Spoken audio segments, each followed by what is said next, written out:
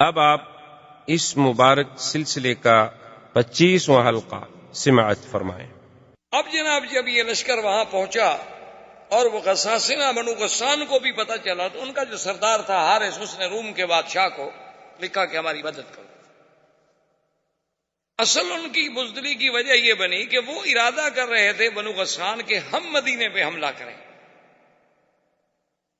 اور اب وہ حیران ہو گئے کہ ہم مدینے پہ کیا حملہ کریں، مدینے سے تو مسلمان ہم پر حملہ کرنے کے لیے چل پڑے ہیں۔ اس نے پھر روم کے بادشاہ کو لکھا کہ ہماری مدد کریں، چونکہ ہم آپ کے حلیف ہیں۔ تو روم کے بادشاہ نے ہرقل کی قیادت میں، ہرقل کے بھائی کی قیادت میں 1,00,000 کا لشکر بھیجا، جس میں 50,000 تو گھوڑ سوار، اور غساسنہ جو تھے ان کے پاس بھی 1,00,000 کا لشکر پہلے سے موجود تھا۔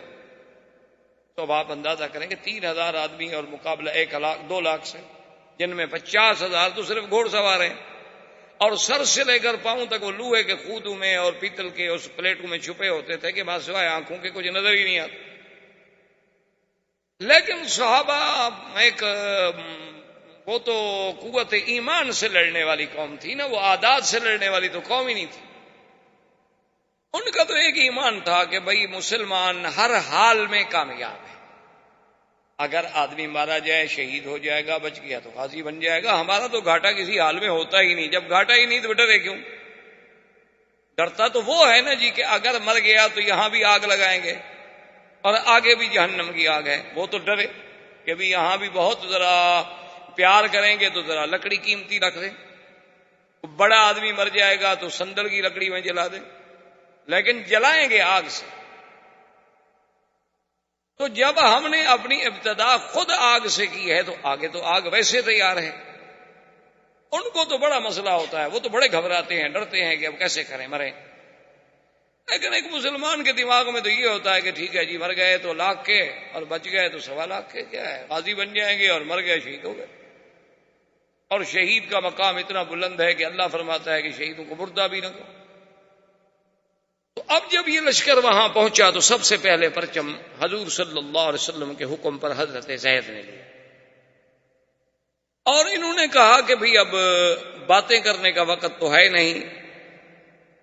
ان کو پیغام دیا شریعت کے مطابق جو حضور کا فرمان تھا کہ بھئی 3 چیزیں ہیں ہماری، یا اسلام لے آؤ، یا جزیہ قبول کرو، ہمارے باج گزار بن جاؤ، ہمارے تابع بن جاؤ، اور نہیں تو بیننا و بینکم السیف، پھر تمہارے ہمارے درمیان فیصلہ تلوار کرے گی۔ انہوں نے کہا عجیب لوگ ہیں، 2,00,000 ہمارا لشکر ہے، 3,000 آدمی ہم سے آئے تلوار سے مقابلہ کرنے کے لیے۔ تو انہوں نے اپنے 5-4 ہزار آدمی کو حکم دیا کہ بھئی اب 2,00,000 کو لڑنے کی کیا ضرورت ہے، 3,000 کے مقابلے میں 4,000، 5,000، 6,000 بھیج دو۔ بھیج دیا، لیکن اللہ کی شان ہے کہ مسلمان اتنی طاقت سے اور اتنی قوت سے لڑے اور اتنی بے جگری سے لڑے کہ بھئی شام ہو گئی اور ان کی تو کشتوں کے پشتے لگا دیے مسلمان نے، اور مسلمانوں کا ایک بندہ بھی شہید نہیں ہوا۔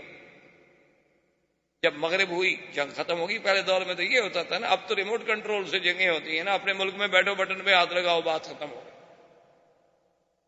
وہاں تو یہ ہوتا تھا نا کہ جب رات ختم ہوگی جو مر گئے ہیں ان کو بھی تو اٹھانا ہے نا، اور پھر کوئی ایک دوسرے کو منع نہیں کرتا تھا۔ لاشیں باقاعدہ اٹھاتے تھے، وہ اپنی لاشیں لے جاتے، وہ اپنی لاشیں لے جاتے، وہ اپنے زخمی لے جاتے، وہ اپنے زخمی لے جاتے، یعنی عجیب جنگیں ہوتی تھی۔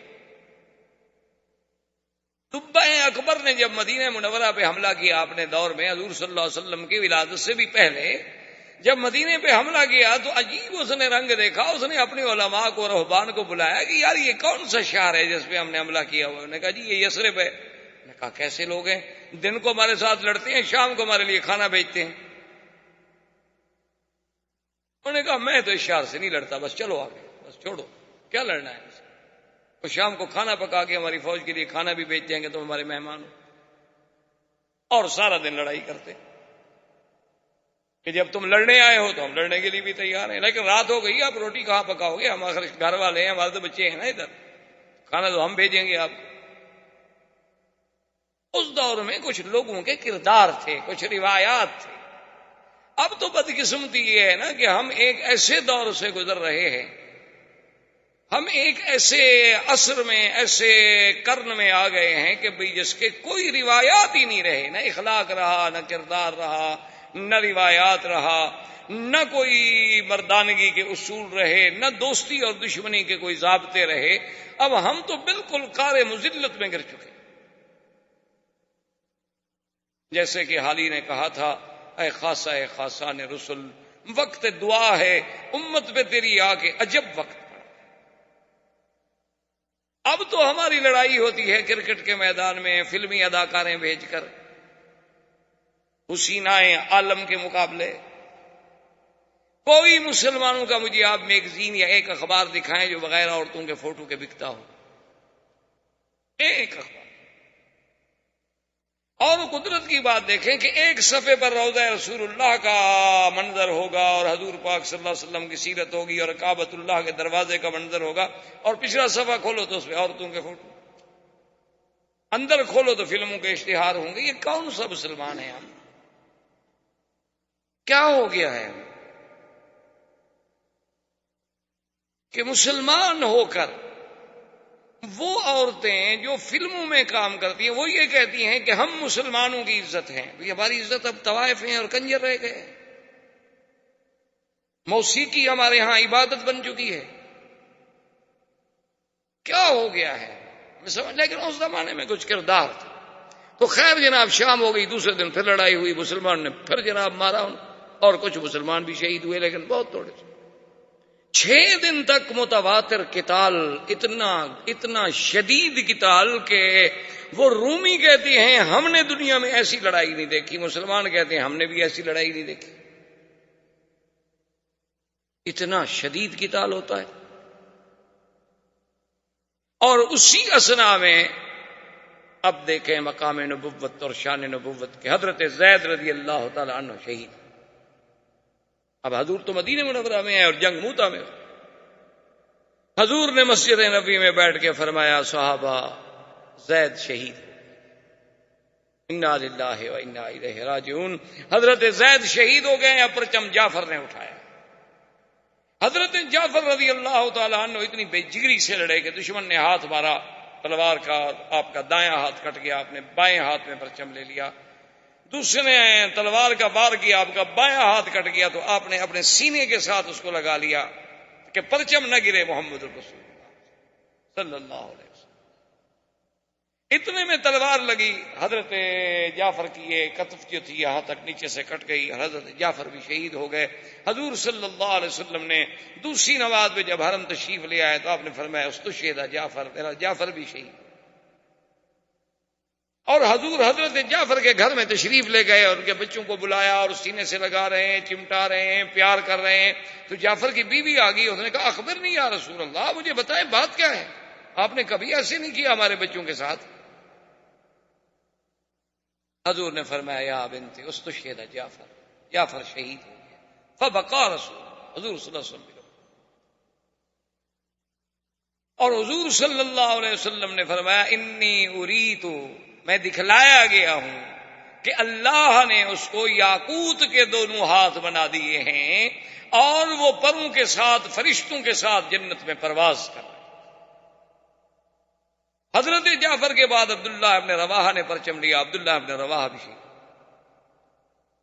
اس کے بعد ایک صحابی نے پرچم ویسے پکڑا کچھ دیر کے لیے، اور سامنے حضرت خالد ابن الولید آ گئے، اور یہ اسلام کا پہلا سریہ ہے، پہلا معرکہ ہے جس میں خالد مسلمانوں کی طرف سے شریک ہوا۔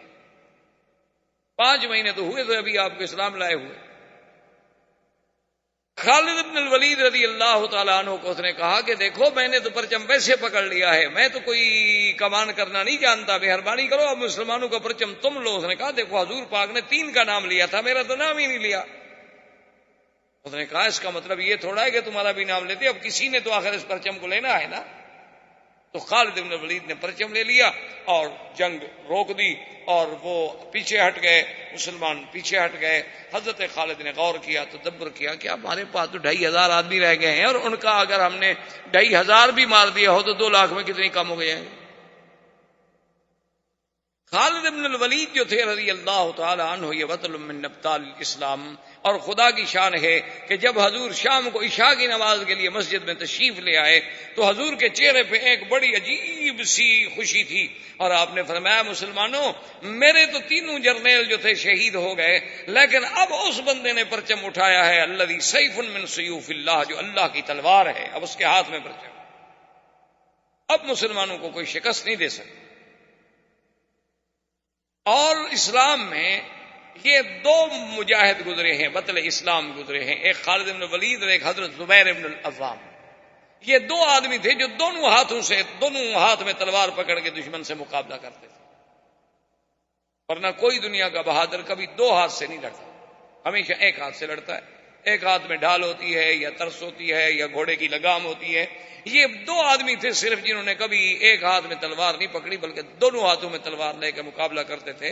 اور خالد بن ولید کا ماشاءاللہ اتنا قد بھی اتنا اونچا تھا کہ گھوڑے پہ بیٹھتے تو پاؤں ویسے زمین کو لگا لیتے تھے، طویل القامات۔ خالد بن الولید نے یہ کیا، اس نے اپنی فوج کو بدلا، کیونکہ اس زمانے میں اس طرح اصول ہوتا تھا کہ ایک ہوتا تھا میمنہ، دائیں ہاتھ میں فوج رہتی تھی، ایک میسرہ بائیں ہاتھ میں، ایک مقدمہ، ایک مؤخرہ اور ایک قلب، ایک آگے ایک پیچھے اور ایک درمیان۔ تو حضرت خالد بن ولید نے یہ کیا کہ جو میمنہ پہ تھے وہ میسرہ پہ لے آیا، جو میسرہ پہ تھے وہ میمنہ پہ لے آیا، جو مقدم میں تھے وہ مؤخر پہ لے آیا، جو مؤخر میں تھے وہ مقدم پہ لے آیا، اور سب کے پرچم بھی بدل دیے۔ اب جب صبح ہوئی تو رومیوں نے دیکھا، انہوں نے کہا جاءہم المدد من المدینہ، تو مدینے سے فوج اور آ گئی، ہم تو پہلے 3000 سے نہیں لڑ پا رہے تھے، یہ دیکھو پرچم بھی نئے ہیں اور یہ آدمی تو ہم نے کل نہیں دیکھے، یہ تو اور لوگ آ گئے۔ خالد بن ولید نے حکم دیا اور نعرہ تکبیر کہہ کے اتنی زور سے حملہ کیا کہ خالد کہتے ہیں کہ اس دن میرے ہاتھ سے 10 تلواریں ٹوٹ گئی، مارتے مارتے قتل کرتے کرتے تلواریں ٹوٹ جاتی تھی، وہ پھینک دیتا تھا اور لے لیتا، تو وہ ٹوٹ جاتی تھی وہ پھینک دیتا تھا میں اور لے لیتا، اتنا مارا نا جی کہ اب ان میں افراتفری پھیل گئی، وہ دوڑے بھاگے، 2 لاکھ آدمی 3000 کے آگے بھاگ رہا۔ جب انہوں نے بھاگنا شروع کیا تو خالد نے آرڈر کیا اپنی فوج کو کہ پیچھے آؤ پیچھے آؤ پیچھے آؤ، ہٹو۔ اب نے کیا خدا کے بندے کیا کر رہے، وہ بھاگ رہے ہیں، اس نے کہا وہ بھاگتے بھاگتے بھی رک گئے تو ہم سے زیادہ ہیں، کوئی عقل کرو، اب پیچھے آؤ اور ہٹو، واپس چلو مدینہ۔ اپنی فوج کو سالم لے جانا بھی تو بڑی بات ہے نا۔ حضرت خالد بن ولید اپنی فوج کو پیچھے ہٹاتے رہے۔ اچھا، ان کو اللہ پاک نے اتنا روب ڈال دیا تھا خالد کا کہ انہوں نے حملہ کرنے کی ضرورت نہ کی، افراتفری میں بٹ گئے، اس کے بعد جمع ہوتے رہے، 2-3 دن لگے، 2-3 دن میں قافلہ مدینہ منورہ تو بہت دور نکل گیا۔ جب صحابہ کو پتہ چلا کہ مسلمان تو ہزیمت کھا کے واپس آ رہے ہیں تو انہوں نے کہا فرارون فرارون،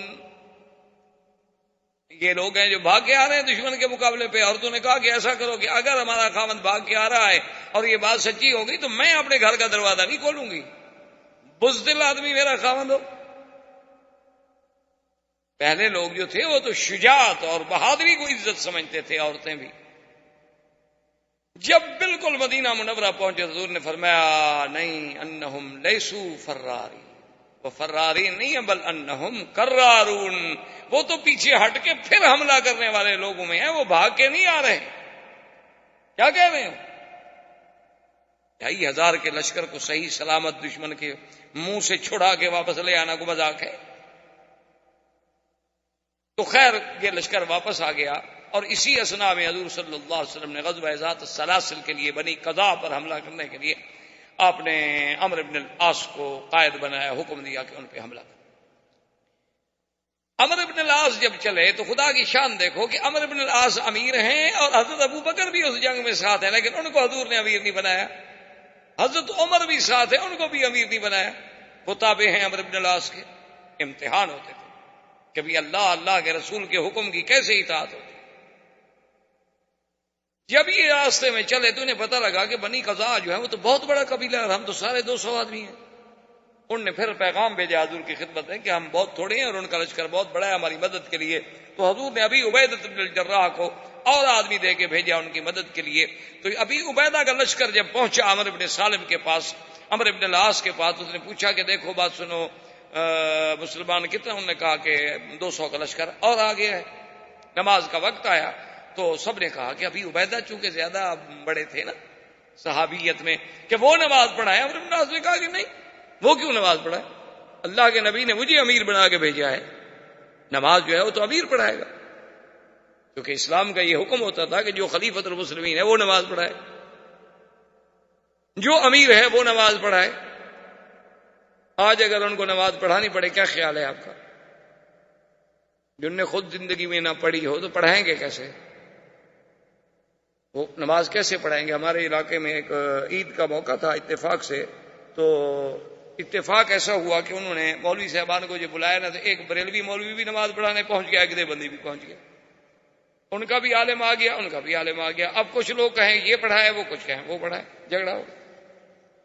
تو وہاں ایک پیر صاحب تھے, بڑے بجی شکل, خوبصورت ماشاءاللہ, اور بڑے بہت بڑے ان کے مریدین بھی تھے, اور بڑا ان کا وقار بھی تھا, سیاسی بھی, زمیندارہ بھی, بہت بڑے جاگیردار بھی تھے. تو وہ جب آ گئے تو لوگوں نے کہا کہ اچھا ایسا کرو گے, جھگڑا نہ کرو. اب وہ مولوی اس کے پیچھے نہیں پڑتا, وہ مولوی اس کے پیچھے نہیں پڑتا, تو سید بھی ہیں, آل رسول بھی ہیں, پیر بھی ہیں, ان کو منت کرتے ہیں کہ یہ عید پڑھا دیں. تو سب لوگ ان کے پاس آ گئے, انہوں نے کہا کہ جی ہم نے فیصلہ کیا ہے, لڑائی نہ ہو, آپ عید پڑھا دیں. اب پیر صاحب کہیں کہ نہیں بھائی نہیں, ہے مولوی صاحبان میں سے کسی کے پیچھے پڑھ لو. لوگ کہیں کہ نہیں حضرت آپ پڑھائیں. لوگ کہیں دیکھو جی پیر صاحب کتنا متواضع آدمی, اصل پیر نے کبھی عید پڑھائی ہو تو پڑھائے نا, اس کے لیے تو مصیبت آ گئی, پڑھاؤں کیا؟ اس بیچارے کے لیے تو عذاب آ گیا نا. وہ کہ نہیں جی نہیں حضرت, یہ علماء ہیں ان کا. انہوں نے کہا نہیں حضرت, آپ آل رسول ہیں, سید ہیں, جہاں سید موجود ہو, قریشی موجود ہو, اور امام کیسے بن سکتا ہے؟ اب حضرت نے عید کے بجائے جنازہ پڑھا دیا, جو حضرت کو آتا تھا. اب سلام پھیر کے لوگ بیٹھے ہوئے ہیں کہ یہ تو نئی عید ہے, اس کی تکبیریں بھی الگ ہیں, اس کے بعد جناب یہ ہے کہ نہ کوئی خطبہ ہے نہ کوئی بات ہے, یہ کون سی عید ہے؟ تو انہوں نے کہا کہ حضرت نے کہا بس ان دو حضرات کے اختلاف کا میرے ذہن پہ اتنا اثر ہوا کہ میں یہ سمجھ نہیں آیا کہ میں نے کیا پڑھا ہے, بہتر ہے کہ پھر عید پڑھ لوں. تو پھر بریلویوں نے بریلویوں کے پیچھے پڑی, دیوبندیوں نے دیوبندیوں نے, ایک میدان میں 3 عیدیں ہو رہی. تو بہرحال اس زمانے میں اسلام یہ کہتا ہے کہ نہیں, جو خلیفہ ہوگا, جو امیر ہوگا, وہی امام ہوگا. اب عمرو بن العاص مصلی پہ آ کر لوگوں نے کہا خدا کے بندے, تم شان میں چھوٹے ہو, عمر میں چھوٹے ہو, اسلام میں چھوٹے ہو, ابھی عبیدہ ہیں, ابو بکر ہیں. انہوں نے کہا حضور نے امیر مجھے بنایا ہے کہ تمہیں بنایا ہے؟ انہوں نے کہا امیر آپ کو بنایا. انہوں نے کہا پھر مصلی پہ میں کھڑا ہوں گا. پڑھے اللہ اکبر, سب نے نماز پیچھے پڑھی. حضرت عمر کو بات ناگوار گزری, چھوٹا آدمی ہے. اب راستے میں چلے تو اتنی شدید سردی تھی, اللہ معاف کرے, کہ ایسے حالات ہو گئے کہ صحابہ شدت سردی سے کانپ رہے ہیں, اور خطرہ ہو گیا کہ اللہ معاف کرے کہ آدمی سردی سے مر نہ جائیں. تو حضرت عمر نے کہا امیر سے کہ مہربانی کرو, قافلہ روکو اور حکم دو آگ جلانے کا. اس نے کہا نہیں, آگ کوئی نہیں جلا سکتا, میں امیر ہوں, حکم میرا چلے. آگ نہیں جلانے دی. ساری رات صحابہ نے ایسے سردی میں گزارا. اچھا خدا کی شان ہے, انہیں خود غسل کی ضرورت ہو گئی تو انہوں نے تیمم کر لیا, اور فجر کی نماز پڑھانے کے لیے مصلی پہ بھی آ گئے. رسول نے کہا اللہ کے بندے, ہم وضو کے ساتھ ہیں, تم تیمم کے ساتھ ہو, تم امام بن رہے ہو. انہوں نے کہا امیر میں ہوں. انہوں نے کہا غسل کر لو. انہوں نے کہا غسل میں نہیں کرتا, تیمم میں نے کر لیا. انہوں نے کہا پانی موجود ہے تو تیمم کے بات کا. انہوں نے کہا سردی ہے, میں مر جاؤں. تیمم کے ساتھ نماز پڑھائی. جب مصلی پہ کھڑے ہوئے صحابہ پھر پیچھے کھڑے ہو گئے. ابھی امیر کی اطاعت تو کرنی ہے, حضور کا حکم ہے, نماز ہو نہ ہو, جو اللہ رسول کا حکم ہے ہم نے تعمیل کرنی ہے, نہیں ہوگی تو قضا کریں گے. اب کیا کریں, امیر جو کہے گا کریں گے تو صحیح ہے. اب جناب بہرحال وہ لشکر بنی خزاعہ کے پاس پہنچا اور اس کے ساتھ مقابلہ ہوا. اچھا اب خدا کی شان یہ ہے کہ مقابلے میں اللہ نے فتح دی, کامیابی دی, اور دشمن منتشر ہو گیا. جب وہ منتشر ہو گیا تو اس نے کہا کہ واپس چلو. حضرت عمر غصے میں حضرت ابو بکر کے پاس ہے. انہوں نے کہا یہ اچھا امیر ہے ہمارا بھائی, نہ آگ چلانے دیتا ہے, بغیر وضو کے حضرت نماز پڑھا دیتے ہیں. اب ہم جیت گئے, دشمن بھاگ رہا ہے, کہتے واپس آؤ. اب حکم نہ مانے تو امیر کی مخالفت ہے نا. حضور نے فرمایا من اطاع امیری فقد اطاعنی ومن عصی امیری فقد عصانی. جس نے میرے بنائے ہوئے امیر کی مخالفت کی اس نے میری مخالفت کی. اب مخالفت تو کر نہیں سکتے. حضرت ابو بکر نے کہا فہدایا, عمر ٹھنڈے ہو جاؤ, اللہ کے رسول نے, میں بھی موجود تھا, تم بھی موجود تھے, امیر اس کو بنایا ہے یا ہمیں بنایا ہے؟ نے کہا امیر تو ان کا پھر اللہ کی رسول کی مرضی، اور جب ہمارا ایمان ہے کہ اللہ کا رسول کوئی بات اللہ کے فرمان کے بغیر نہیں کرتے تو پھر اعتراض کرنے کی کیا بات ہے۔ واپس آ گئے، بہرحال حضور کو شکایت کی گئی، حضور نے عمرو بن العاص کو بلایا کہ بھئی تم نے بڑے صحابی کو نماز نہیں پڑھا، نے کہا حضور امیر میں تھا، آپ نے فرمایا ہاں بات تو ٹھیک ہے، اور نے کہا تم نے آگ نہیں جلانے دی اللہ کے بندے، صحابہ ساری رات سردی میں ٹھٹرتے، اس نے کہا حضرت میں آگ جلاتا دشمن کو پتہ نہ لگ جاتا کہ ہمارے ہیں، آگ دیکھتا نہیں وہ، یہ بات بھی اس کی ٹھیک ہے۔ اس نے کہا اچھا پھر یہ ہے کہ تم نے تیمم کر کے نماز پڑھا دی، پانی موجود تھا، اس نے کہا آپ فرماتے ہیں کہ اپنے آپ کو ہلاکت میں نہ ڈالو، حضرت اتنی سردی میں اگر غسل کرتا میں تو مر جاتا، تو امیر کیسے بنتا؟ آپ نے فرمایا یہ جواب بھی اس کا ٹھیک۔ جب حضور نے فرمایا کہ اچھا جب بنو قذا پہ تم نے قابو پا لیا، وہ فرار ہو گئے اللہ کے بندے، تم نے اپنے لشکر کو حکم دے دیا کہ واپس مدینے چلو، اس نے کہا حضور ان کی مدد کے لیے فلاں جگہ سے لشکر چل پڑا تھا، اب اگر ہم رکتے تو ہم پہ حملہ کر کے کامیاب ہو جاتے، ہم جیت گئے، ان کو شکست دی، خیریت سے مدینے بھی آ گئے۔ اس نے فرمایا بھی بات تو اس کی ٹھیک ہے۔ حضور نے اس کی ساری باتیں تسلیم کر لی اور حضرت عمر اور صحابہ سے کہا کہ بھئی بات اس کی بالکل صحیح ہے، اور وہ جو کچھ کہہ رہا ہے کہہ صحیح رہا، تو لہٰذا اس کی بات جو ہے مان۔ اسی اثنا میں حضور صلی اللہ علیہ وسلم نے ایک سریے کو بھیجا، اعرابی تھا، ایک بدو تھا، اس کے ساتھ اعرابی تھے، صفا تھے، بڑے بہادر لوگ تھے، انہوں نے بھی اسلام کے خلاف حملہ کیا تھا۔ اب خدا کی شان ہے کہ 300 کا لشکر ہے اور صحابہ کے پاس کھانا ختم ہو گیا، کھانے کو کوئی چیز نہیں ہے، بڑے پریشان ہیں، دعا کرتے ہوئے سمندر کے کنارے کے قریب آئے تو دیکھا کہ ایک ٹیلا جیسے پڑا ہوتا ہے، کہ چلو دیکھیں کہ آگے ہے تو مچھلی، تو 3 مہینے تک صحابہ اسی ایک مچھلی سے کھاتے رہے، اس کا نام تھا امبر۔ یہ آج کل جو بازاروں میں امبر ملتا ہے نا، اتنے امبر، اصلی امبر جو ہے یہ مچھلی کے قے کرتی ہے، اور وہ سمندر میں تیرتا ہوا دریاؤں کے کنارے پہ آتا ہے تو وہ جاننے والے لوگ اس کو پکڑ کے لے آتے ہیں، اصل میں یہ اسی امبر مچھلی کی قے ہوتی ہے۔ تو وہ اتنی بڑی مچھلی تھی کہ جب صحابہ کھاتے رہے تو ان نے تجربے کے طور پر اس کی جو آنکھ کی گلائی تھی نا، اس میں 10 صحابی بیٹھ گئے، اور جب اس کے ڈھانچے کو کھڑا کیا تو ایک صحابی جو سب سے بڑے لمبے قد کے تھے، اس کو اونٹ کے اوپر کہا کہ تم کھڑے ہو جاؤ، اونٹ کے اوپر کھڑا ہوا لیکن پھر بھی وہ ڈھانچہ اوپر رہا، وہ گوشت کھا رہے ہیں اور اس کا جناب تیل استعمال کر رہے ہیں۔ صحابہ کو تو اللہ نے رزق دے دیا، واپس آئے، حضور نے فرمایا حل معکم شیء، اس میں سے مچھلی سے کچھ تمہارے پاس ہے؟ انہوں نے کہا حضور ہاں گھی بھی لائے ہیں، اس کا گوشت بھی ہے، آپ نے فرمایا لے آؤ مجھے بھی کھلاؤ، حضور صلی اللہ علیہ وسلم نے بھی وہ نوش فرمایا۔ اور اسی اثنا میں آپ نے پڑھا ہوگا انشاءاللہ یا سنا ہوگا کہ جب حدیبیہ میں صلح ہوئی تھی تو صلح میں ایک شرط یہ بھی تھی کہ جو قبیلہ جس کا حلیف بننا چاہے، قریش کا بنے یا اسلام کا بنے، تو بنو بکر بنے تھے حلیف قریش کے، اور بنو خزاعہ حلیف بنے تھے حضور صلی اللہ علیہ وسلم۔ تو اب بنو بکر نے شرارت کرنی شروع کر دی، وہ کیا کریں، رات کو جا کے بنو خزاعہ پہ حملہ کر۔ اچھا خدا کی شان ہے، حملہ کرنے جائیں، جو حملہ کرنے جائیں وہ مارے جائیں، بنو خزاعہ والے آگے ہوشیار وہ مارتے، ایک حملہ کیا مارے گئے، دوسرا حملہ کیا خود مارے گئے، تیسرا حملہ کیا خود مارے گئے۔ اب بنو بکر جو تھے وہ اکٹھے ہو کے قریش کے پاس آئے، اور اسی سہیل ابن عمر، وہ جو صلح لکھنے والا شخص، ابو سفیان، سہیل ابن عمر، حارث ابن ہشام، ان کے پاس آئے دارالندوہ میں، انہوں نے کہا کہ دیکھو ہم آپ کے حلیف ہیں اور بنو خزاعہ والوں نے تو ہمارے اتنے بندے مار دیے ہیں۔ انہوں نے کہا کہ دیکھو انہوں نے تو نہیں مار دیے، حملہ تو تم نے کیا ہے۔ انہوں نے کہا ہم نے حملہ کیا، کچھ کیا، لیکن بندے ہمارے مارے گئے، ہم نے بدلہ لینا ہے، تم ہمارے حلیف ہو، ہماری مدد کرو۔ انہوں نے کہا اچھا یہ بات راز میں رکھو، کہیں حضور صلی اللہ علیہ وسلم تک مدینے میں نہ پہنچ جائے، چونکہ ہمارا تو معاہدہ ہے کہ لڑائی نہیں کرنی، لیکن ہم تمہاری مدد کریں گے۔ تو بنو بکر کو جب قریش کی مدد کا حکم ملا تو اور بہادر ہو گئے۔ اب بنو خزاعہ نے سوچا کہ یہ 2-3 دفعہ اپنے بندے مروا چکے ہیں اور بہت بڑی لڑائی کر نہیں سکتے، چونکہ معاہدے میں طے ہو چکا ہے 10 سال کے لیے جنگ نہیں ہونی ہے، تو اب جناب ان کے کچھ آدمی طواف کرنے کے لیے مکہ میں آئے اور اطمینان کے ساتھ بغیر کسی ہتھیاروں کے، اور بنو خزاعہ کا ایک سردار تھا، اس کا نام تھا بدیل ابن ورقہ، اس کا گھر مکے میں تھا۔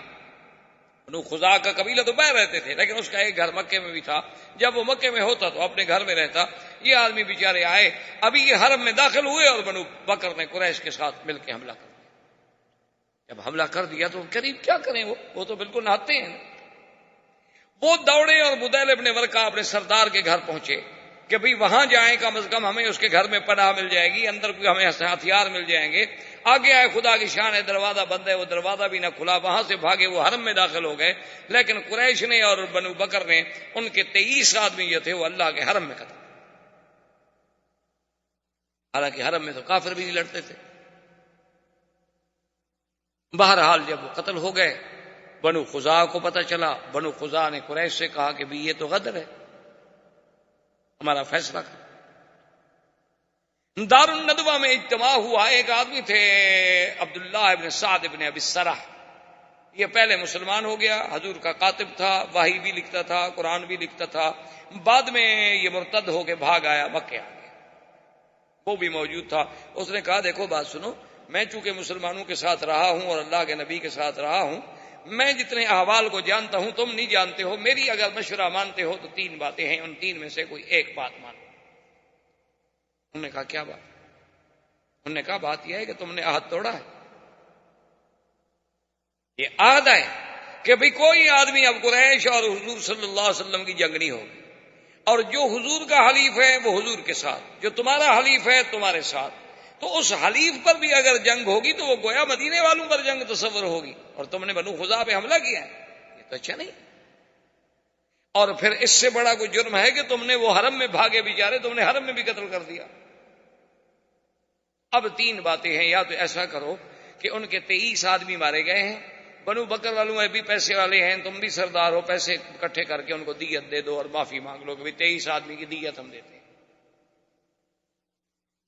انہوں نے کہا نہیں، یہ تو کمزوری والی بات ہوئی نا کہ پھر ہم جائیں اور معافی مانگیں اور دیت ادا کریں. انہوں نے کہا اچھا اگر یہ نہیں کرتے ہو تو پھر ایسا کرو کہ بنو خزاعہ اور بنو بکر، ان دونوں سے کہو کہ آج کے بعد تم دونوں لڑو، مرو، بچو، جہنم میں جاؤ، ہم تمہاری کوئی مدد نہیں کریں گے. اور مدینے پیغام دے دو کہ جناب ان کی لڑائی ہوگی ہے لیکن ہم نے جواب دے دیا، ہم اپنے حلیف کی مدد نہیں کر رہے، آپ بھی اپنے حلیف کی مدد نہ کریں. تو یہ ایک معقول بات ہوگی اور حضور مان لیں گے. انہوں نے کہا کہ ہمارے حلیف ہیں، ہم ان کو چھوڑ تو نہیں سکتے.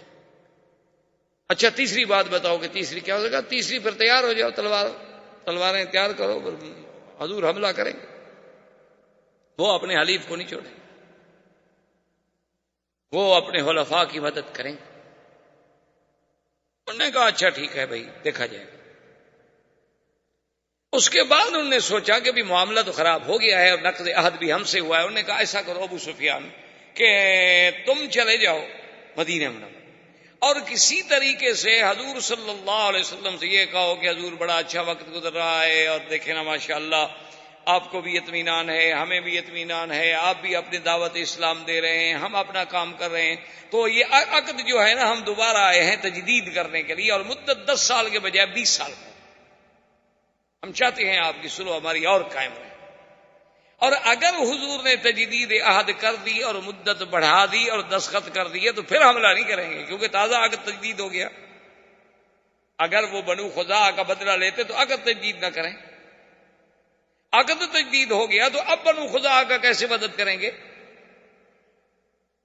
انہوں نے کہا کہ ہاں تلک المکیدہ، یہ ہے چال، اگر اس میں ہم کامیاب ہو جائیں تو پھر تو کام بن سکتا. ابو سفیان کو انہوں نے کہا کہ چونکہ مکے کے سردار تم ہو، یہ کام تم کر سکتے ہو اور تو کوئی چھوٹا موٹا آدمی تو کر نہیں سکتا. حضور ہر کسی کی بات تھوڑی سنیں گے. ابو سفیان چل پڑا مدینہ شریف کے لیے. اور انہوں نے کہا کہ ابو سفیان یہ کام جلدی کرو، حضور کو کہیں یہ پتہ بھی نہ لگ جائے کہ ہم نے بنو بکر کے ساتھ مل کے بنو خزاعہ کو نقصان پہنچایا ہے. لیکن بنو خزاعہ والوں نے، ایک ان کا شاعر تھا سالم ابن عمر، اس کو بھیجا کہ تم فوراً مدینے پہنچو اور حضور کو خبر دو کہ ہمارے ساتھ یہ ہو گیا. سالم ابن عمر نے تو جی ایسے سفر کیا، حالانکہ وہ شاعر آدمی تھا لیکن اپنی قوم کا درد تو ہر کسی کو ہوتا ہے نا جی. وہ رات اور دن اپنا اونٹ دوڑاتا رہا، آرام تک نہیں کیا. وہ تو جو 6 دن کا سفر تھا نا 3 دن میں کر کے مدینے میں پہنچ گیا.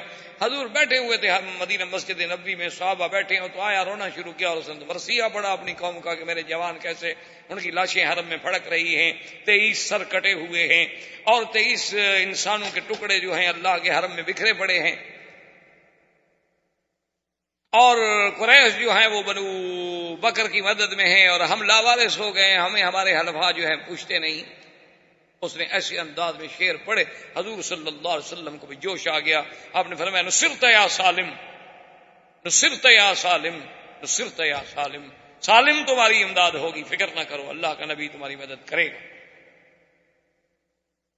بدیل ابن ورقہ جو ہے وہ بھی وفد لے کے چل پڑا حضور کو خبر دینے کے لیے. ان کا جو سردار تھا بنو خزاعہ کا آیا، اس نے کہا حضور ہمارے ساتھ تو ظلم ہو گیا کہ 23 جوان اور طواف کرتے ہوئے اللہ کے حرم میں قتل کر دیے جائیں، اس سے بڑا کوئی ظلم ہے؟ حضور نے فرمایا بدیل تم فکر نہ کرو، ہم تمہاری مدد کریں گے اور بدلہ لیں گے. ابو سفیان جا رہا ہے اور بدیل ابن ورقہ واپس آ رہا ہے مدینے سے. ابو سفیان نے ایک دوسرے کو ملے، اس نے کہا بدیل کیا حال ہے، خیریت ہے، کہاں گئے تھے، مدینہ گئے تھے؟ اس نے کہا نہیں مدینہ تو ہم نہیں گئے. کہاں گئے؟ انہوں نے کہا یہ مدینہ منورہ کی ایک طرف اور ایک قبیلہ تھا کہ وہاں میرے رشتہ دار ہیں، میں تو وہاں گیا تھا اور وہاں سے واپس. اس نے چھپایا کہ میں یہ نہ بتاؤں کہ حضور کو میں ابھی کہہ کے آ رہا ہوں. اس نے کہا تم مدینہ میں گئے بھی؟ انہوں نے کہا مدینہ میں نہیں گئے. بھائی میں اگر جاتا مدینہ تم سے کوئی ڈرنے کی بات ہے میں تمہیں بتا دیتا کہ میں مدینہ گیا تھا. خیر ابو سفیان نے بھی وہاں رات گزاری، بدیل بن ورقہ نے بھی وہاں رات گزاری. منزل تھی صبح کو بدیل بن ورقہ مکے کی طرف چل پڑا اور ابو سفیان نے اپنے جو ساتھی ساتھ تھے ان کو کہا کہ ٹھہرو، جا کے ان کے اونٹ جو ہے نا ان کی جہاں لید پڑی ہو نا وہ لید اٹھا کے لے آؤ. وہ لید اٹھا کے لے آئے تو ابو سفیان نے کہا اس کو توڑو، اس کے اندر کھجور ہے، کھجور کی گٹھلی ہے. جب توڑا تو کھجور کی گٹھلی نے کہا ہاں بدیل بن ورقہ مدینے گیا تھا، کھجوریں صرف مدینے والے اونٹوں کو کھلاتے ہیں اور کوئی قبیلہ نہیں کھلاتا، چونکہ ان کے پاس کھجور بہت ہوتی ہے اونٹوں کو بھی کھلا دیتے ہیں. اس کا مطلب ہے کہ حضور کو اطلاع پہنچ گئی. اب یہ نہیں ہے کہ میں اندھیرے میں رکھ سکوں، حضور کو پتہ چل گیا ہے کہ بنو بکر نے کیا کیا. خیر بہرحال اس نے کہا کہ اب حل کوئی نہیں، اب سیدھا تو مجھے نہیں جانا چاہیے مدینہ منورہ میں حضور کی خدمت میں. پہلے ایسا کیوں نہ کروں کہ میں اپنی بیٹی کے گھر ام حبیبہ کے گھر میں جاؤں اور اپنی بیٹی جو ہے وہ حضور کی بیوی ہیں، امہات المومنین ہیں، ان کو تیار کروں کہ کوئی تھوڑی سی فضا تو ہموار کرے نا حضور سے بات کرنے کی. ابو سفیان سردار تھا، سمجھدار آدمی تھا. جب آیا ام حبیبہ نے سلام کیا، استقبال کیا اور وہاں جو ایک فراش کیا ہوتا تھا، ایک ٹاٹ کا ٹکڑا تھا جو حضور کے لیے بچھایا جاتا تھا، وہ بچھا ہوا تھا، اس پہ بیٹھنے لگا ابو سفیان. تو اس نے جلدی جلدی سے فراش چھیٹ اٹھا لیا، جلدی سے کھینچا اور لپیٹ لیا. ابو سفیان نے دیکھا کہا اچھا کیونکہ یہ فراش اصل میں پرانا ہے اور کم قیمت ہے اور یہ مکے کے سردار کے نیچے بچھانے کے قابل نہیں ہے، اس لیے اٹھا رہی ہو تاکہ کوئی اور اچھا فراش میرے لیے بچھانا چاہتی ہے. اس نے کہا نہیں، ھذا فراش رسول اللہ وانت نجس. اس نے کہا یہ میرے مدنی محمد مصطفیٰ کا بستر ہے اور تم مشرک ہو، پلید ہو، اللہ کے نبی کے بستر پہ نہیں بیٹھ سکتے. آج ہماری بیٹیوں میں بھی اسلام کی ایسی غیرت ہے، جنہوں نے مونالیزا اور ڈیانا پڑھنی ہو اس میں کیا غیرت آئے گی بھائی؟ وہ تو وہی سیکھیں گی نا جو کچھ ان کا کردار تھا، وہ بھی وہی سیکھیں گے کہ ہوٹلوں میں کیسے رہتے ہیں، گاڑیوں میں کیسے جاتے ہیں، شراب کیسے پی جاتی ہے، شیمپین کے دور کیسے چلتے ہیں. انہوں نے تو پھر وہی سیکھنا ہے نا جن کی وہ متبع ہیں، جن کی اقتداء کر رہی ہے. ام حبیبہ ہے، اس نے کہا ام حبیبہ اصابک شر من بعدی، مجھ سے دور ہو کر تیرا اخلاق بھی بگڑ گیا. اس نے کہا اخلاق کی بات نہیں، اب تمہارے اور ہمارے درمیان میں اسلام اور کفر کی دیوار ہے. میں سب سے پہلے حضور سے پوچھوں گی، ورنہ تو میرے گھر میں بیٹھ بھی نہیں سکتے، کھانا بھی نہیں کھا سکتے، رہ بھی نہیں سکتے جب تک مجھے حضور اجازت نہ دے. تو مشرک ہو ہم مسلمان ہیں، اب باپ بیٹی کا کیا رشتہ؟ حضور کی خدمت میں حضور نے فرمایا سلی آپ، تمہارا باپ ہے، احترام کرو، کھانا کھلاؤ، دعوت دو. یہ ٹھیک ہے، کافر ہے تو کافر ہے، تمہارا تو باپ ہے نا. خیر بہرحال اس کے بعد ابو سفیان آیا، حضور سے ملا. حضور نے فرمایا ہاں ابو سفیان ما جاء بک، کیسے آیا؟ اس نے کہا حضور آپ کا اور ہمارا ماشاءاللہ دیکھیں کیسا خوبصورت وقت گزر رہا ہے اور بڑی تمام قبائل مطمئن ہیں اور لوگ مطمئن ہیں، اللہ کا کعبہ آباد ہے، ہم بڑے مزے میں ہیں، آرام سے تجارت ہو رہی ہے. اور آپ کی دیکھیں بادشاہوں کو، ہرقل کو بحرین میں، عمان میں، ہر جگہ دعوت جا رہی ہے. ہم اس لیے آئے ہیں کہ عقد تجدید فرما دیں اور مدت بھی 10 سال کے لیے بڑھا دیں، ہم تو اس لیے حاضر ہوئے ہیں. حضور نے فرمایا لا نخون ولا نغدر یا ابی سفیان، ابو سفیان ہم نہ تو کبھی خیانت کرتے ہیں اور نہ اپنے عہد میں کبھی غدر کرتے ہیں. اب یہ عہد تجدید نہیں ہو سکتا. انہوں نے کہا حضور کیا کہہ رہے ہیں، کمال ہے آپ کی، ہمارے تو کوئی شکایت نہیں ہے. اس نے کہا ما فعلتم ببنی خزاعہ، ابو سفیان تم نے بنو خزاعہ کے ساتھ کیا کیا؟ اللہ کے حرم کا بھی لحاظ نہیں کیا اور پھر عقد بھی تجدید کرانا چاہتے ہو. جان کے تو پاؤں کے نیچے زمین نکل گئی. اس نے کہا اب کیا ہو سکتا، حضور کو تو پورا پتہ ہے. ابو سفیان بھاگا حضرت ابو بکر کی خدمت نے کہا ابو بکر انت سید القوم، تم بھی تو سردار، افعل خیرا لک الشرف الى آخر الدہر. ابو بکر مہربانی کرو تم معاہدے پہ سلو کے دستخط کر دو، حضور نہیں کرتے نہ کریں.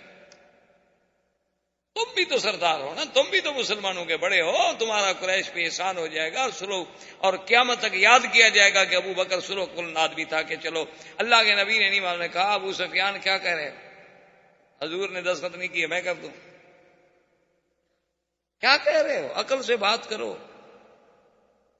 فذهب الى عمر، حضرت عمر کی خدمت میں آ گیا. حضرت عمر نے کہا یہی بڑی بات نہیں کہ میں تمہیں کچھ نہیں کہہ رہا.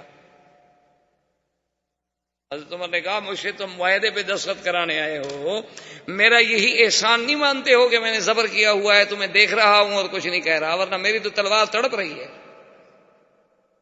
تم مجھ سے معاہدہ کرانے آئے ہو حضور کے خلاف. ابو سفیان تمہارا ہمارا عہد اگر نہ ہوتا نا، اور تم ہمارے پاس مدینے میں نہ ہوتے، آج مہمان قاصد سفیر ہو، بس مہربانی کرو میری آنکھوں کے سامنے سے چلے. حضرت عثمان کے پاس آئے، حضرت عثمان نے جواب دے دیا. حضرت علی کے پاس آئے، حضرت علی نے جواب دے دیا. ابھی بھی فاطمہ کے پاس چلے گئے. انہوں نے کہا بی بی فاطمہ آپ بھی تو بنت رسول اللہ ہیں، آپ اس معاہدے پہ دستخط کر دیں. انہوں نے کہا انما امرأ یا ابی سفیان، عقل کی بات کرو، میں عورت ہوں، عورتیں کبھی معاہدہ کرتی ہیں. اس نے کہا اچھا یہ چھوٹا جو ہے کون ہے؟ اس نے کہا حسن میرا بیٹا ہے. اس نے کہا چلو یہ دستخط کر دے. اس نے کہا 4 سال کا بچہ ہے حسن. اس نے کہا ایسے ایک لکیر مار دے، میں قریش والوں کو تو کہہ سکوں نا کہ چلو حضور کے بیٹے نے دستخط کر دیا، حضور نے نہ صحیح، حضور کا بیٹا تو ہے نا. اس نے کہا ابو سفیان تمہارا دماغ تو نہیں چل گیا، کیا کہہ رہے ہو، یہ چھوٹا سا بچہ شروع کر دے. فرجا، اب ابو سفیان ناکام. اس نے کہا کہ بس اب میرا جو وہ طریقہ تھا نا، میرا مقصد تو یہ تھا نا کہ اگر کوئی ایک صحابی بھی دستخط کر دیتا تو اب باہر کے قبائل تو نہیں جانتے نا کہ حضور پاک نے دستخط کیے ہیں یا قبیلے نے کسی ابو بکر عمر عثمان نے دستخط کیے. میں تو شور کر دیتا نا کہ صحابہ نے دستخط کر دیے، معاہدہ ہو گیا، اور اس کے بعد معاہدہ توڑ رہے ہیں. بہرحال ابو سفیان واپس آ گیا اور حضور صلی اللہ علیہ وسلم نے سیدہ عائشہ صدیقہ رضی اللہ تعالی عنہا کو حکم دیا کہ تجہزی عائشہ، میرے لیے سامان تیار. حضرت ابو بکر آئے، دیکھا بی بی عائشہ حضور کی زرہیں ہیں، حضور کی تلواریں ہیں، حضور کا سامان صاف کر رہی ہیں، تیار. اس نے کہا الا این یا عائشہ، کیا تیاری ہو رہی ہے؟ اس نے کہا لا عالم یا ابت، حالانکہ اس کو پتا تھا لیکن راز ہے رسول اللہ کا، بیٹی اپنے باپ کو بھی نہیں بتا رہی. کہا اللہ کے نبی کا راز ہے. انہوں نے کہا ابا جان مجھے نہیں پتا. حضور صلی اللہ علیہ وسلم نے بڑے بڑے صحابہ کو حکم دیا کہ بھی تیاری کرو، لیکن یہ کسی کو پتا نہیں کہ کہاں جانا. آخر جب لشکر مکمل طور پہ تیار ہو گیا تو 3500 کا لشکر لے کر حضور مدینہ منورہ سے نکلے، اور کسی کو پتا نہیں کہ کہاں جانا، الا بعض روایات میں ہے کہ ابا بکر و عمر، ان 2 کو پتا، باقی کسی بھی اور دیکھیں پھر اس زمانے میں سیرت کردار رسول اور سیرت رسول میں دیکھیں کہ حضور بحیثیت ایک جرنیل، حضور نے حکم دیا کہ جتنے راستے مکے اور مدینے کے جانے والے، جتنے سڑکیں ہیں ظاہر کی، خفیہ، چوری کی، پہاڑوں کے اندر کی، سب پر اپنی سیکورٹی عمر اپنے حراس پہرے دار لگا دو. جو مدینے آنا چاہے اس کو مت روکو، آنے دو، اور جو مدینے سے نکلنا چاہے اور کہیں جانا چاہے اس کو پکڑ لو، اس کو نہ جانے. مقصد یہ تھا کہ جو باہر سے مدینے آ رہا ہے تو آ جائے اپنا کام کرے، لیکن جو مدینے سے نکل رہا ہے وہ کہیں مکے والوں کو جا کے بتا نہ دے کہ لشکر تیار ہو کے آ رہا ہے. سارے راستوں پہ حضور نے پیرے بٹھا دیے، اور اسی اسنا میں حضور پاک نے فرمایا یا علی، حضرت علی حاضر نے فرمایا زبیر بن العوام نے کہا حاضر یا رسول اللہ، انہوں نے فرمایا فاتوا روضۃ خاخ فإن بها ضعینۃ ومعها کتاب، کہ فلاں خفیہ راستے سے روضہ خاخ پہ پہنچو جلدی، وہاں ایک اونٹنی پہ ایک عورت جا رہی ہے، اس کے پاس ایک خط ہے جو مکے والوں کے پاس لے کے جا رہی ہے ہمارے خلاف، اس عورت کو بھی اور خط کو برآمد کر کے پیش کر۔ حضرت علی اور حضرت زبیر بن العوام نے اپنے ساتھی لیے اور گھوڑے دوڑائے اور دوڑ پڑے، اور وہ اونٹنی پہ جا رہی تھی، یہ گھوڑوں کا سفر تھا ماشاءاللہ، اور پھر گھوڑے دوڑانے والا بھی زبیر اور حضرت علی ہو تو گئے تو اسی جگہ روضہ خاک پہ وہ اونٹنی پہ جا رہی ہے، ایک عورت جا کے پکڑا، عقیفی ٹھہر جاؤ۔ یہ عورت بھی طوائف تھی، اناک اس کا نام تھا۔ جیسے بت پرستی بہت پرانی ہے نا، اسی طرح طوائف پرستی بھی بہت پرانی ہے، یہ بھی ابتدا سے ہے۔ تو اس کا نام اناک تھا، اور یہ بظاہر مدینہ منورہ میں آئی تھی مدد لینے کے لیے، حتیٰ کہ حضور کی خدمت میں بھی آ گئی۔ حضور نے فرمایا تم ادھر کیا کر رہی ہو؟ اس نے کہا رسول اللہ قتل رؤساء قریش، بڑے بڑے سردار جو تھے وہ تو بدر میں مارے گئے، اب ہم لوگ بھوکے مر رہے ہیں، کیا کریں، میں مدد کے لیے آئی ہوں، کیونکہ ہم لوگوں کو تو پیسہ سردار ہی دیتے تھے نا، وہ تو مر گئے۔ تو آپ نے کہا، حضرت نے کہا ماں کے کتاب تمہارے پاس ایک خط ہے؟ اس نے کہا لیس معی کتاب، میرے پاس کوئی خط نہیں۔ آپ نے فرمایا لا ماں کی کتاب، انہوں نے کہا میرے پاس کوئی خط نہیں۔ ہم نے کہا فتش، سامان کھولو، سامان کھولا، سارا سامان تلاش کیا، ایک ایک چیز ڈھونڈ نکالی، خط کوئی نہیں۔ زبیر بن العوام نے کہا کہ حضرت علی اگر خط ہوتا تو کہاں ہوتا، بھی ہم نے اونٹ کی پلان تک دیکھ لی ہے، اس کی گٹھڑیاں دیکھ لی، سامان دیکھ لیا۔ حضرت علی نے کہا کیا کہہ رہے ہو؟ ماں کسی پر رسول سرکار دو جہاں کو جبریل نے جھوٹ نہیں بولا، وما کذبنا رسول اللہ، اور نہ اللہ کے نبی نے ہم سے جھوٹ بولا، اس کے پاس خط ہے۔ اس نے کہا علی واللہ لیس معی کتاب، میرے پاس کوئی خط نہیں، ایسے بلا وجہ آپ مجھ پر تشدد۔ حضرت علی نے فرمایا کہ بات سنو اناک، فخرج الکتاب واللہ لاجردنکی، اگر تم نے کتاب نہ دیا، وہ خط میرے حوالے نہ کیا، میں تمہارے کپڑے اتار دوں، پھر تلاشی کرو۔ اب ڈر اس نے کہا فاعرضا، اچھا اس نے کہا بھی تم سارے ادھر منہ پھیرو، آخر میں عورت ہوں۔ دیکھو اس وقت کی طوائف کو بھی شرم ہے کہ کوئی مرد مجھے نہ دیکھے۔ آج کا فیصلہ آپ خود کر لیں۔ تو سب نے ادھر منہ پھیر لیا، اس نے بال کھولے، بالوں کے اندر خط چھپایا ہوا تھا، اس کے بال تھے بہت بڑے، تو بالوں کو لپیٹ کے خط اندر رکھ کے ایسے موڑا بنا کے اوپر مچان بنا کے اوپر دوپٹہ ڈالا ہوا تھا اس نے۔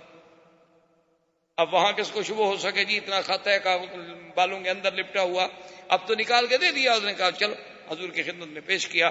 وہ خط تھا حاتب ابن ابی بلتعہ، صحابی ہیں، ان نے خط لکھا تھا مکے والوں کو کہ قدم رسول اللہ، حضور کا لشکر آ رہا۔ حضور نے بلایا حاتب ابن ابی بلتعہ، آپ نے فرمایا خط تم نے لکھا ہے؟ اس نے کہا نام ہے، اناک کو دیا تھا۔ حضرت عمر تو جوش میں تڑپ اٹھے، اس نے کہا دعنی یا رسول اللہ اضرب عنق ھذا المنافق، حضور مجھے اجازت دے میں اس منافق کی گردن اڑا دوں۔ حضور نے فرمایا ماذا تقول یا عمر انه بدری وان الله اطلع الى اهل بدر فقال اعملوا ما شئتم فاني قد غفرت لكم۔ یا عمر کیا کہہ رہے ہو، یہ تو میرا بدری صحابی ہے، اور بدر والوں کے بارے میں تو اللہ کہہ چکے ہیں کہ جو کرو میں نے معاف کر دیا، تم کیسے قتل کر سکتے ہو اس کو؟ کہا تم کیوں لکھا تم نے؟ اس نے کہا یا رسول اللہ میرے بچے وہاں ہیں اور میرا کوئی نہیں ہے، واللہ خدا کی قسم ہے مجھے یقین ہے کہ اللہ آپ کی مدد کریں گے اور آپ کو فتح ہوگی۔ میں نے کہا خط کی ذریعے اطلاع دے کر قریشیوں پر میرا احسان ہو جائے گا تو میرے بچوں کا ذرا خیال کر لیں گے، میری بچوں کا لحاظ کر لیں گے، ان کو مدینے آنے دیں گے، اس کے علاوہ میرا کوئی مقصد نہیں تھا۔ انہوں نے فرمایا صدقہ، حاتب نے سچ کہا ہے، چھوڑ۔ حضور صلی اللہ علیہ وسلم کا قافلہ چلا تو اقرع ابن حابس التمیمی، بنو تمیم کا آدمی ہے، وہ پورے قبیلے کو لے کے آیا مسلمان۔ ابھی ماشاءاللہ حضور اس کی خوشی منا رہے تھے کہ اس کے بعد بنو سلیم جو ہیں 1000 گھوڑ سوار مسلح ہو کے آئے، انہوں نے کہا اشہدو اللہ الہ الا اللہ، حضور ہم کلمہ پڑھ چکے۔ اور پھر وہ اپنا عیینت ابن حصن جو تھا بنو غطفان کا، وہ احمق المتا، وہ آ گیا، اس نے کہا حضور اشہد اللہ الہ الا اللہ، یعنی ابھی حضور راستے میں ہے 10,000 کا لشکر. مدینے سے چلے تھے تو 3,500 تھے، ابھی 2-4 منزلیں حضور نے طے فرمائی ہیں اور قبیلے دوڑے آ رہے. 10,000 کا لشکر ہے، جرار، گھوڑ سوار، اونٹوں پہ سوار، سلاح، اسلحہ، مقاتل. حضور صلی اللہ علیہ وسلم نے لشکر کو چلایا اور آپ نے طائف کی طرف توجہ کی، کیونکہ مدینے سے راستہ جو ہے وہ اسی طرح آتا ہے، مکہ بھی آ جائیں، طائف بھی چلے جائیں، تو قافلے کو اس طرف چلایا کہ لوگ سمجھیں کہ طائف جا رہے ہیں. بنی حوازن، اب صحابہ نے کہا انہو یرید بنی حوازن، اب حضور کا ارادہ جو ہے بنی حوازن کے ساتھ جنگ کا ہے، کیونکہ وہ طائف کے راستے میں آباد تھے تو سب لوگوں کا دماغ اسی طرف چلا گیا کہ یرید بنی حوازن، یرید بنی حوازن، بنی حوازن کے ساتھ جا رہے ہیں، بنی حوازن کی طرف چل رہے ہیں. جب عین حضور صلی اللہ علیہ وسلم طائف اور بنی حوازن کے قریب آئے فامر اصحابہ ان یتجہوا الی مکہ، کہ مکے کی طرف رخ کرو. حضور صلی اللہ علیہ وسلم مکہ کی طرف چلے. آپ اندازہ کریں رازداری کا کہ مدینے سے قافلہ چلا رہے ہیں، قافلے میں 10,000 تو مقاتل ہے صرف، پھر بچے بھی ہیں، عورتیں بھی ہیں، اور مکہ شریف سے 4 میل کے فاصلے تک کسی کو پتہ نہیں چلنے دیا حضور نے کہ ہم مکہ جا رہے ہیں، ماں سوائے ابو بکر عمر. اب حضور صلی اللہ علیہ وسلم نے صحابہ کو حکم دیا کہ فتجہوا الی مکہ، مکہ کی طرف توجہ کرو. اچھا، خدا کی شان ہے کہ بدیل ابن ورقہ، وہ جو بنو خزاعہ کا سردار تھا، وہ روزانہ شام کو نکل کے مکے سے باہر آتا تھا 2-2 4-4 میل سفر کر کے کہ حضور کی مدد کب آتی ہے. اس کو یہ خیال تو نہیں تھا کہ حضور لشکر لے کے آ جائیں گے، یہ تھا کہ بھی 200 400 500 1000 آدمی بھیج دیں گے ہماری مدد کے لیے. اسی اسنا میں ایک دن اتفاق کی بات دیکھیں کہ ابو سفیان نکلا، حکیم ابن حزام نکلا، اور ادھر سے بدیل ابن ورقہ نکلا. وہ ادھر سے، وہ ادھر سے، وہ ادھر سے، سب نکلے کہ مکے کے باہر جا کے ذرا معلومات کریں. کچھ معلوم ہوا تھا ابو سفیان کو کہ بھی کوئی لشکر جو ہے بنی حوازن کی طرف متوجہ ہے مسلمانوں کا. انہوں نے کہا دیکھیں تو صحیح، بھی واقعی وہ بنو حوازن کی طرف ہے، کہیں ادھر تو نہیں آ رہے. تو یہ جب تینوں نکلے تو رات کا وقت تھا اور آگے تو آگ ہے، کھانے پک رہے ہیں، آگ جل رہی ہے. اب 10,000 آدمی آگ جلا رہا ہو تو کتنی جگہ پہ آگ ہوگی. ابو سفیان کھڑا ہو گیا، بدیل ابن ورقہ آیا، اس نے کہا بدیل من ہؤلاء، یہ کون ہے؟ اس نے کہا واللہ اللہ جانتا ہے، بنو حوازن، یمکن ہے بنو حوازن ہوں. کہا بنو حوازن کا کیا کام؟ اور بنو حوازن اتنے تو نہیں ہیں کہ اتنا بڑا لشکر ہو. من ہم، اس نے کہا اچھا ہو سکتا ہے بنی خزاعہ میرا قبیلہ ہو، بنو بکر کے خلاف لڑنے کے لیے تیار. سے کہا انا عارف بنو خزاعہ، میں جانتا ہوں تمہارے قبیلے کو، اتنے لوگ ہیں اس میں، یہ کون ہے؟ اس نے کہا مجھے پتہ نہیں، میں تو خود دیکھ کہہ رہا ہوں. نے کہا نہیں تمہیں پتہ ہے، تم اس وقت کیوں نکلے ہو اسی راستے پر؟ انہوں نے کہا تو تم کیوں نکلے ہو؟ اس نے کہا ابو سفیان تو مکے کے سردار ہو، تو میں بھی بنو خزاعہ کا سردار ہوں، تم کیوں نکلے ہو اس وقت؟ حکیم ابن حزام کیوں نکلا ہے اس وقت؟ جیسے تم نکلے ہو ویسے میں نکلا ہوں. یہ کیا بات ہوئی کہ مجھے پتا ہے؟ چلو چلتے ہیں وہاں لشکر کی طرف، وہاں جا کے پوچھتے ہیں کہ کون ہے. اس نے کہا اچھا آپ ہمیں والے جانا چاہتے ہو، ہم سمجھ گئے کہ یہ مسلمان ہیں، تمہاری مدد کے لیے آئے. اس نے کہا نہیں مجھے نہیں پتا، مسلمان ہے نہیں ہے، چلنا ہے تو چلو ہم چلتے ہیں تھوڑا سا. اب وہ کہاں جائیں؟ لیکن ابو سفیان ڈر گیا. اس نے کہا اتنا بڑا لشکر. اور خدا کی شان دیکھیں جی، عباس ابن عبد المطلب عم رسول اللہ صلی اللہ علیہ وسلم کے چچا اور محبوب چچا، خدا کی قدرت ہے وہ انتظار میں تھے. اسلام ان کے دل میں پہلے داخل ہو چکا تھا. انہیں پتہ چلا کہ مسلمانوں کا لشکر آ گیا ہے. وہ جناب رات کو نکلے اور سیدھے کیمپ میں جب آئے پوچھا کون؟ نے کہا مسلمان. نے کہا این رسول اللہ، حضور کہاں ہیں؟ اچھا حراس میں جو تھے، یعنی جو جسے آپ کہتے ہیں سیکورٹی، تو اس پہ حضرت عمر تھے. حضرت عمر نے عباس کا آواز پہچانا، کہا عباس، عباس ہو تم؟ اس نے کہا عمر زیادہ بات نہ کرو، دلنی الی رسول اللہ. اس نے کہا میں تمہیں حضور کا خیمہ بتاؤں، میں آ رہا ہوں تیرے پاس، میں ابھی بدلہ لیتا ہوں. نے کہا اشہد ان لا الہ الا اللہ، میں تو مسلمان ہو چکا ہوں خدا کے بندے. حضور نے جب آواز سنی کہا عباس، عباس میرا چچا. اتنے میں عباس پہنچے، انہوں نے کہا اشہد اللہ الہ الا اللہ واشہد ان محمد رسول اللہ. ففرح رسول اللہ فکبر فقال اللہ اکبر اللہ اکبر. حضور نے فرمایا کہ اے مسلمانوں، اس سے بڑی خوشی میرے لیے کیا ہو سکتی ہے کہ آج مکے میں سے میرا چاچا مسلمان. یہ سب سے بڑی تمہارے لیے سعادت ہے. عباس نے کہا حضور میں تو کلمہ پڑھ لیا، میں تو مسلمان ہو گیا، لیکن ایک بات کروں، ناراض تو نہیں ہوں گے آپ؟ حضور نے فرمایا تو میرے چاچا ہو، جو بھی بات کرو، کیوں میں ناراض کیوں ہوں گا، بات کرو. اس نے کہا حضور اتنے بڑے لشکر سے اگر قریش پہ حملہ ہوا نا تو تمہاری قوم کا ایک بچہ بھی نہیں بچے، تمہارا مقابلہ نہیں کر سکتے. وہ دن ختم ہو گئے. یہ 10,000 کا لشکر جرار ہے، اس کا کون مقابلہ؟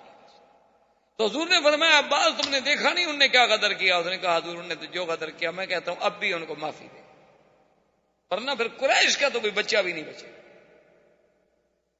حضور نے فرمایا عباس تم تو مسلمان ہو گئے، قریش تو مجھ سے معافی نہیں مانگ رہے نا کہ میں معافی دوں. انہوں نے کہا حضور پھر مجھے اجازت دیں، میں جانے دیں ابو سفیان سے جا کے بات کرتا ہوں، ورنہ قریش نہیں بچیں گے، ایک بچہ بھی نہیں بچے گا مکے میں. اتنے لشکر نے جب حملہ کر دیا تو ایک بچہ بھی نہیں بچا، کیونکہ بنو سلیم ہیں، بنو غطفان ہیں، اور پھر وہ بنو خزاع ہیں جن کے 23 آدمی مرے ہوئے تھے، بنو تمیم ہیں، اور مہاجرین و انصار ہیں. حضور ان کے دلوں میں تو وہ کفار قریش کے خلاف جو لاوا ہے پک رہا ہے، کون بچے گا؟ مہربانی کرو ورنہ مکے میں قتل عام ہو جائے.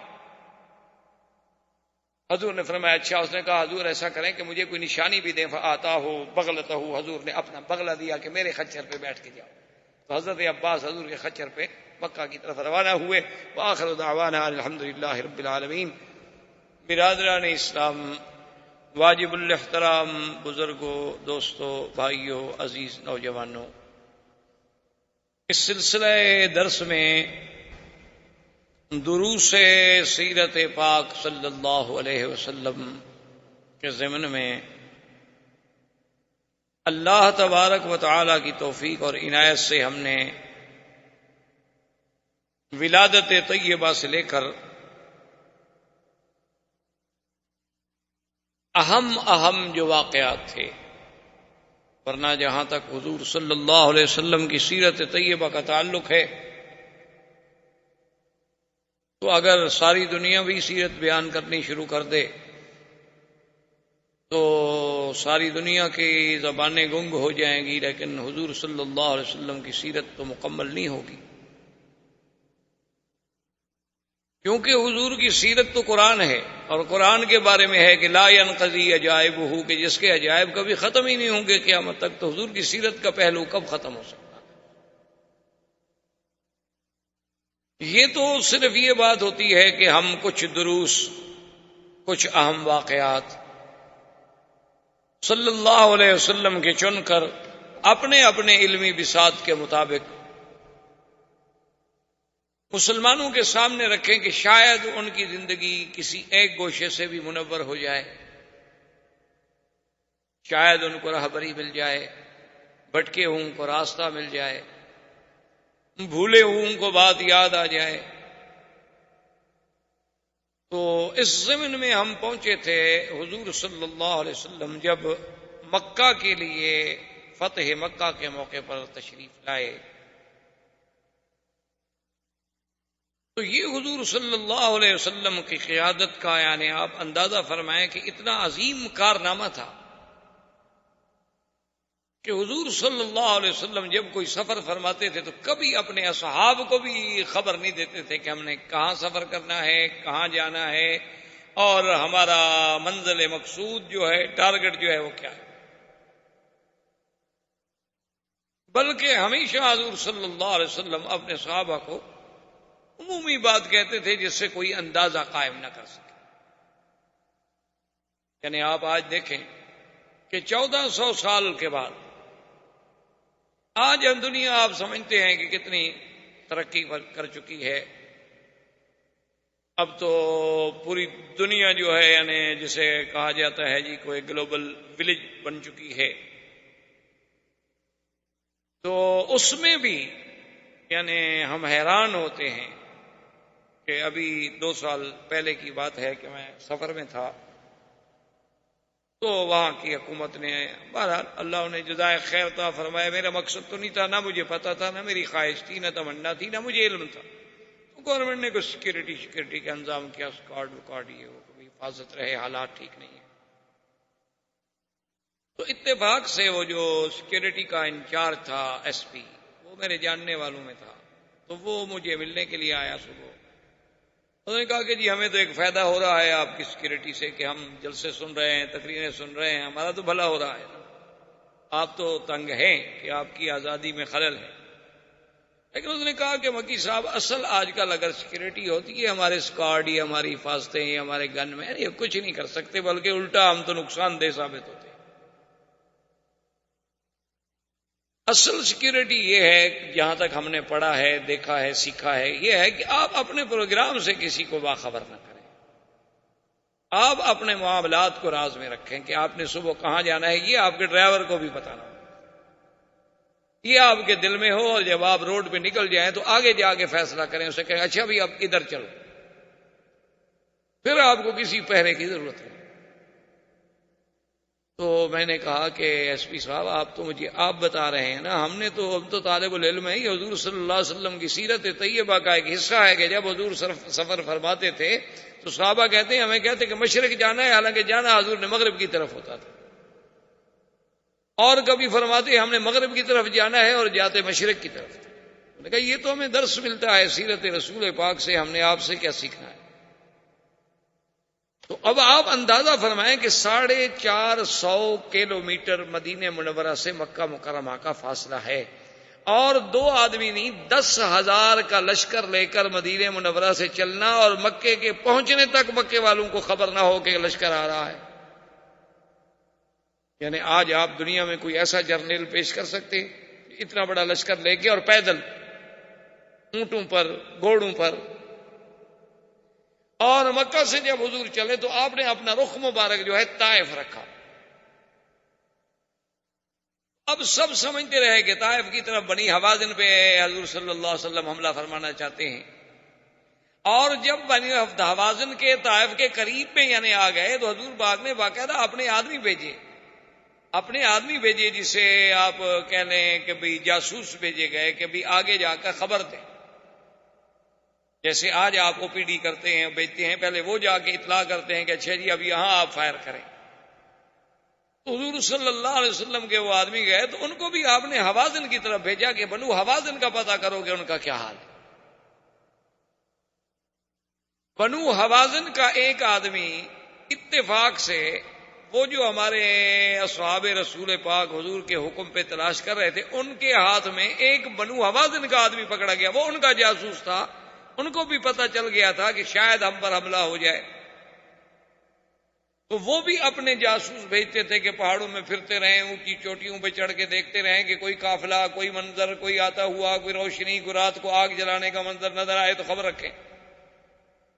وہ جب پکڑا گیا تو حضرت خالد بن الولید نے اس سے پوچھا کہ تم کون ہو؟ تو اس نے ایک اور قبیلہ بتا دیا کہ میں تو بنو غفار کا ہوں۔ تو انہوں نے فرمایا اچھا تم بنو غفار کے ہو؟ نے کہا اچھا، ان کا کس کے بیٹے ہو؟ اس نے باپ کا نام بتایا، تو آپ نے کہا اس نام کا آدمی تو بنو غفار میں کوئی نہیں ہے۔ اچھا تمہارا بنو غفار کی کس گلی میں گھر ہے؟ اب وہ بیچارہ بنو غفار کا تو گھر جانتا ہی نہیں تھا، تو بتایا کیسے؟ اور فرمایا میں جانتا ہوں تم حوازن کے جاسوس ہو، سیدھی بات کرو، کیا بات ہے؟ تو اس سے بھی حضرت خالد کو بڑے معلومات حاصل ہوئے، پتہ چلا کہ بنو حوازن بھی پوری طرح تیاریوں میں لگے ہوئے۔ تو اب حضور صلی اللہ علیہ وسلم بالکل عین جب طائف کے رخ پہ آ گئے، جیسے وادی تیمہ ہے تو اس کے رخ پہ آ گئے، تو وہاں سے آپ نے حکم دیا کہ مکہ سب لشکر جو ہے مکے کی طرف رجوع کرے، ہم نے طائف نہیں جانا ہے۔ اب حضور صلی اللہ علیہ وسلم مکے آئے، اور مکے سے 4 میل صرف باقی حرم جو ہے 4 میل رہ گیا، وہاں حضور صلی اللہ علیہ وسلم نے پڑاؤ کیا، لشکر تھک چکا تھا اور متواتر سفر کر چکا تھا۔ اور اتفاق کی بات یہ ہے کہ بدیل ابن ورقہ جو بنو خزاعہ کا سردار تھا، جو مدینہ منورہ گیا تھا حضور صلی اللہ علیہ وسلم سے مدد مانگنے کے لیے کہ حضور ہمارے ساتھ بنی بکر نے زیادتی کی ہے، ہم آپ کے حلیف ہیں، ہماری مدد کریں، اور پہلے انہوں نے سالم ابن عوف کو بھیجا تھا جس کے ساتھ حضور نے وعدہ کیا تھا کہ نصرت یا سالم۔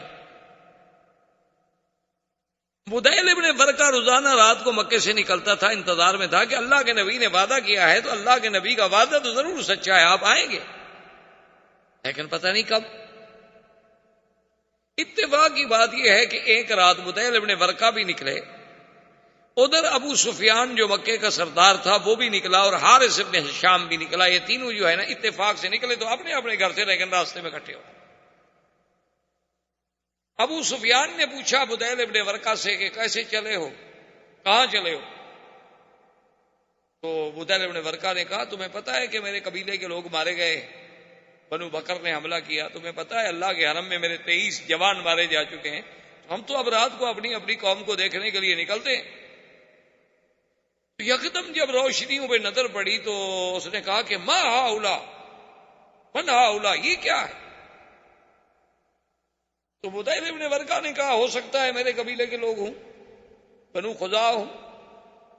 اس نے کہا نہیں، بنو خزاع کو میں جانتا ہوں، ان کا اتنا عدد نہیں ہے، ہاؤلا اکثر، یہ تو زیادہ ہے۔ اس نے کہا اچھا یہ بھی ہو سکتا ہے کہ بھائی یہ جو ہے بنو سلیم، انہوں نے کہا نہیں نہیں وہی نہیں۔ انہوں نے کہا پھر یہ کون ہے؟ حارث ابن ہشام نے کہا ابو سفیان معلوم یہ ہوتا ہے کہ ھذا محمد الرسول، یہ مسلمانوں کا لشکر۔ اس نے کہا کیسے ہو سکتا ہے؟ اس نے کہا کیسے ہو سکتا ہے، بہرحال اب تو ہو گیا۔ بہرحال حضور صلی اللہ علیہ وسلم تشریف فرما تھے، فقدم عباس ابن عبد المطلب، حضرت عباس آئے اور آگے حضور سے ملے، اور آتے ہوئے اشہد اللہ الہ الا اللہ واشہد ان محمد الرسول اللہ۔ حضور نے فرمایا میرے صحابہ خدا جانتا ہے کہ پتہ نہیں فتح مکہ کی مجھے زیادہ خوشی ہوگی یا عباس کے اسلام کی زیادہ خوشی، کہ عباس تو حضور کے چچا تھے، اب وہ رسول اللہ صلی اللہ علیہ وسلم، عبد المطلب کا بیٹا۔ حضرت عباس جب اسلام لے آئے تو اب حضرت عباس بھی سردار تھے، عبد المطلب کے بیٹے تھے، آخر ان کا ابو سفیان سے سب سے رشتہ داری تھی۔ اس نے جب دیکھا کہ لشکر کا یہ عالم ہے کہ 10,000 لشکر، اور جس میں ماشاءاللہ یعنی کم 2,000 جو ہے وہ گھوڑ سوار ہے فقط بنو سلیم کا، تو عبد المطلب عباس نے اندازہ لگا، اس نے کہا کہ بھئی اگر یہ لشکر عنوتن یعنی قوت اور زور سے لڑائی سے مکے میں داخل ہوتا ہے تو پھر قریش کا کوئی بچہ بھی نہیں بچ سکتا۔ اس نے کہا کہ میں کوئی حل سوچوں۔ اس نے کہا حضور اچھا الحمدللہ میں مسلمان ہو گیا، مجھے اجازت ہے میں ذرا ابو سفیان سے بات کروں؟ حضور نے فرمایا ہاں بالکل بات کروں۔ عباس ابن عبد المطلب دوڑے اور سیدھے ابو سفیان کے پاس، نے کہا ابو سفیان حال علم تھا، پتہ لگا ہے تمہیں کیا ہو گیا؟ اس نے کہا ہاں میں نے رات دیکھا ہے بڑا لشکر ہے۔ اس نے کہا بڑا لشکر نہیں، 10,000 مقاتل ہیں فقط، 10,000 آدمی صرف وہ ہیں جنہوں نے جنگ لڑنی ہے، اور اندازہ کرو کہ 10,000 جو آدمی صرف فوج لے آ سکتا ہے تو پیچھے بھی تو آخر مسلمان ہیں نا۔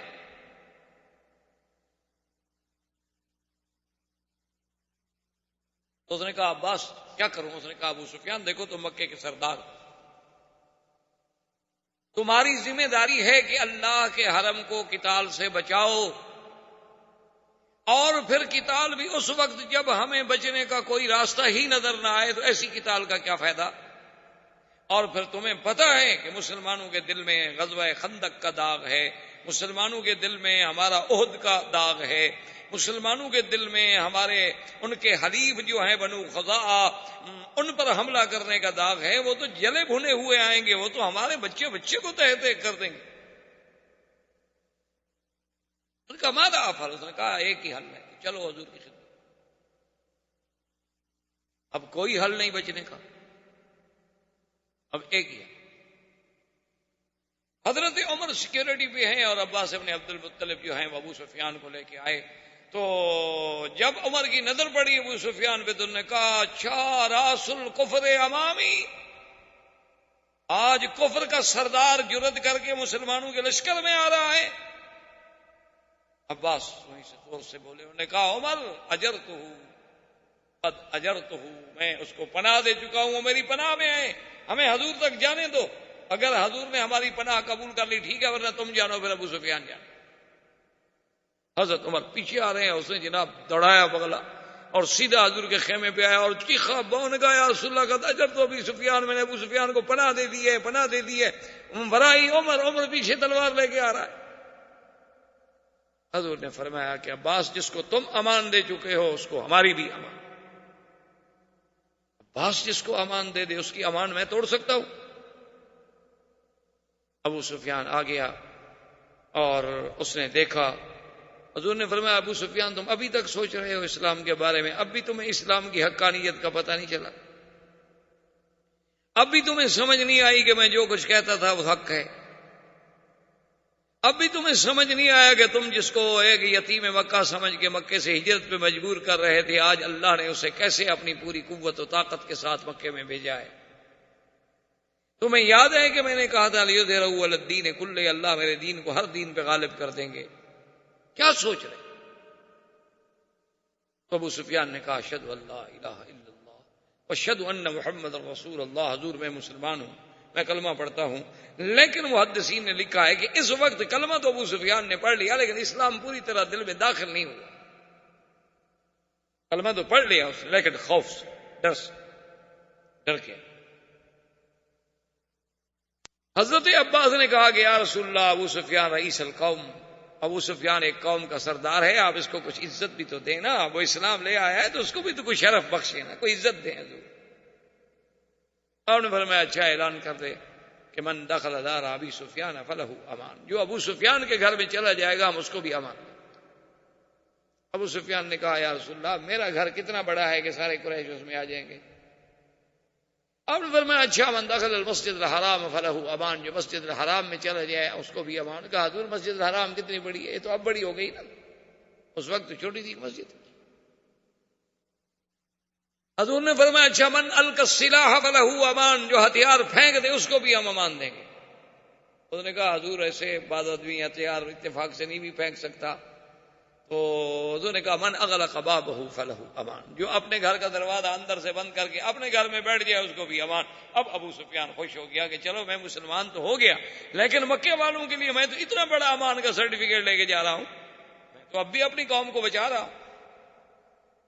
ابو سفیان واپس مکہ نکلا لیکن حضور نے حکم دیا. آپ نے فرمایا عباس فلاں پہاڑ پہ جا کر کھڑے ہو جانا اور جب تک یہ پورا لشکر نہ گزر جائے ابو سفیان کو آگے نہیں جانے دینا. حضور چاہتے تھے کہ قوت اسلام دیکھے، شوکت اسلام. اب حضور صلی اللہ علیہ وسلم نے اپنے لشکر کو 4 حصوں میں تقسیم فرمایا اور ایک حصے پر حضور صلی اللہ علیہ وسلم نے خالد ابن الولید اور ایک حصے پر زبیر ابن العوام اور ایک حصے پر ابی عبیدہ بن الجراح اور ایک حصے پر سعد ابن عبادہ پرچم دیے حضور صلی اللہ علیہ وسلم نے کہ تم مکے کے 4 طرف سے آؤ. اور جگہ مقرر کی مقام خیف. مقام خیف ہے جبل ہندی کے ساتھ. آج کل جو جبل ہندی کہلاتا ہے نا، اباب عمرہ سے نکلے سامنے والا پہاڑ جو ہے جبل ہندی ہے. شامیہ کے محلے سے ہیں تب بھی جبل ہندی ہے. یہ بہت پرانا جبل ہے کیونکہ لفظ ہند جو ہے نا یہ حضور صلی اللہ علیہ وسلم کے زمانے سے بھی پہلے کا ہے نا ہند. اسی لیے بعض روایات میں کہ آدم علیہ السلام اترے تھے وہاں. اسی لیے بعض روایات میں اب بھی یعنی آپ ہندوستان میں جائیں تو کچھ قبریں ایسی ہیں جن کے بارے میں کہا جاتا ہے کہ نوح علیہ السلام کے بیٹوں کی ہیں. تو بہرحال یہ ہمالہ جو ہے اس کا نام بھی بعض لوگ کہتے ہیں کہ جودی پہاڑ ہے جس پہ نوح علیہ السلام کی کشتی آ کے کھڑی ہوئی تھی. تو بہرحال یعنی یہ بات تو محقق ہے نا کہ ہند جو ہے یہ بہت ایک تاریخی مقام ہے، ایک تاریخی ملک ہے جس کی ایک تاریخ ہے. اور حضور صلی اللہ علیہ وسلم کے زمانے میں عطر عود جو ہے یہ ہند سے ہی آتا تھا، ہندوستان سے ہی آتا تھا عطر عود. اور اسی طرح تلواریں جو ہیں وہ بھی خاص طور پہ بن کے وہاں سے آتی تھیں سیف الہندی کے نام سے. اسی لیے ہمارے علماء نے جب شرک و بدعت کے خلاف ایک کتاب لکھی تو اس کا نام رکھا تھا المہند علی المفند. تو اس لیے ہند جو ہے اس کی ایک تاریخ. بہرحال تو اب اب جناب یہ ہے کہ بھئی، اور اس زمانے میں جو تجارت تھی نا جی، وہ یہ تھی کہ بھی ہند سے مثلا کشتیاں آتی تو وہ عدن آ جاتی، یمن کا جو حصہ ہے، پھر عدن سے صنعاء مال آ جاتا، صنعاء سے مکے آ جاتا، یا اسی طرح وہ کشتیاں جو ہیں جیسے آج کل جسے اسرائیل نے علاقہ قبضے میں لیا ہوا ہے، یہ وہاں حیفا چلی جاتی، پھر شام، بیت المقدس، اس طرح تجارت کا ایک سلسلہ ہوتا۔ تو حضور نے حکم دیا کہ بھی مقام خیف پر چاروں لشکر جو ہیں نا جی، چاروں لشکر ہر طرف سے داخل ہوں اور جمع وہاں ہونا ہے۔ اور حضور نے فرمایا کہ دیکھو، ہمارا مقصد جو ہے وہ اللہ کے گھر میں داخل ہونا ہے۔ آج آپ پوچھیں ان لوگوں سے جو کہتے ہیں کہ اسلام تلوار کے زور سے پھیلا ہے، اسی لیے آج بھی مسلمان کے جو دشمن ہیں نا، یہود و نصارہ، یہودی، ہنود، یہود، وثنی، مشرک، کافر، آج بھی وہ یہی اعتراض کرتے ہیں، دیکھو جی سعودی عرب کے پرچم پر تو تلوار ہے نا، تلوار تلوار جی تلوار، یہ اسلام تو تلوار کے زور سے، دیکھو جی ان کا تو پرچم بھی تلوار۔ تو یہ بات جو ہے دراصل، اور یہ اعتراض کرتے کون ہیں؟ جنہوں نے قوموں پر ایٹم استعمال کیے، یعنی آپ اندازہ کریں یہ کتنی غدار قوم ہے۔ مرغی ذبح کرنے سے تو ان کو رحم آتا ہے کہ جی ایک جانور ہے، اس کو مسلمان بڑے ظالم ہیں جی، چھری سے ایسے ایسے ایسے کرتے ہیں، بس کرن تو ختم ہو جائے یار، یہ بڑا ظلم ہے۔ یعنی مرغی کا تڑپنا تو ان کو ناگوار گزرتا ہے، لیکن کوسووا میں اگر مسلمان تڑپیں، البانوی عورتیں تڑپیں، عصمت دری ہو، کشمیر میں اگر 70,000 آدمی مار دیا جائے تو وہاں تو وہ جی نہیں، ایسا نہیں ہونا چاہیے۔ اور الٹا مسلمان کو کہتے ہیں کہ تم یہاں کیوں آ گئے، تم تو ادھر تھے۔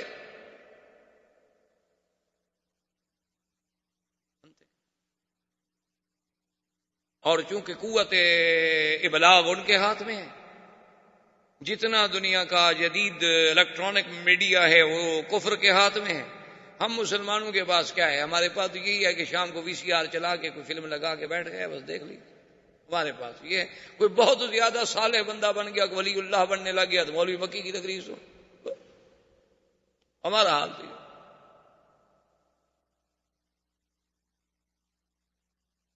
یعنی عجیب انداز ہے۔ آپ اندازہ فرمائیں کہ ابھی آپ نے پڑھا ہوگا کہ اتنا ناٹو نے کتنے بم برسا دیے، کل 13 ٹینک ان کے تباہ ہوئے، ابھی باقاعدہ رپورٹیں پڑھ لیں۔ یعنی انہوں نے اپنے زیر نگرانی مسلمانوں کو مارا، تباہ کیا، نکالا، برباد کیا، باقاعدہ سرنگیں بچھوائیں، اب ان مسلمانوں کو واپس لا کے بقیہ جو ان کو اس طرح مار رہے ہیں۔ اور دیکھیں پیار کتنا ہے، ساتھ کہتے ہیں کہ بھائی البانوی مسلمانوں آپ کے ساتھ واقعی بڑی زیادتی ہوئی ہے، لیکن اب اگر وہ سرب آئے نا ان سے تم زیادتی نہ کرنا، ذرا پیار کا ہاتھ۔ اس کے باوجود بھی ہم کہتے ہیں کہ وہ کافر ہماری مدد کرے گا۔ اللہ اکبر۔ اور قرآن کھولیں تو تمہیں سمجھ آ جائے کہ قرآن کیا کہتا ہے۔ اللہ فرماتا ہے یبتغون عندهم العزہ، ان سے، کافروں سے تم مدد لے کے غلبہ حاصل کرنا چاہتے ہو، ان سے مدد لوگے، یہ آئیں گے تمہاری ٹیکنالوجی میں مدد کریں گے۔ ان العزت للہ جميعا، خبردار عزت میرے ہاتھ میں ہے، ان کے ہاتھ میں نہیں، اور یہ تمہیں عزت دیں گے۔ لا تتخذوا الکافرین اولیاء من دون المؤمنین، خبردار کسی کافر کو اللہ کے ایمان والوں کے سوا کبھی دوست نہ سمجھنا۔ ایبتغون عندهم العزہ فإن العزة للہ، یعنی آپ حیران ہوں گے، آپ ان کو بلائیں، آپ ان کو بتلائیں کہ کیا ایمان سے کہیں کہ بلال پہ جو ظلم ہوا، صہیب پہ جو ظلم ہوا، خباب پہ جو ظلم ہوا، عمار پہ جو ظلم ہوا، سمیہ پہ جو ظلم ہوا، مسلمانان مہاجرین حبشہ پہ جو ظلم ہوا، مہاجرین مدینہ پہ جو ظلم ہوا، پھر یعنی حضور مدینے چلے گئے، 450 میل دور چلے گئے، پھر چین نہیں لینے دیتے، پھر احد میں آگے لڑے، پھر خندق میں احزاب میں ساری دنیا کی فوجیں لے کے آ گئے۔ ایمان سے کہیں آج ان کو حق نہیں پہنچتا تھا کہ ایک ایک بچہ اڑا دیتے؟